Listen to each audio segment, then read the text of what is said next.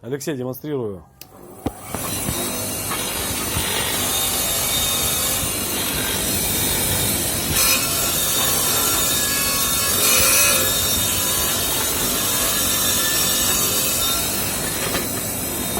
Здесь ширина 150 примерно, полозья 110.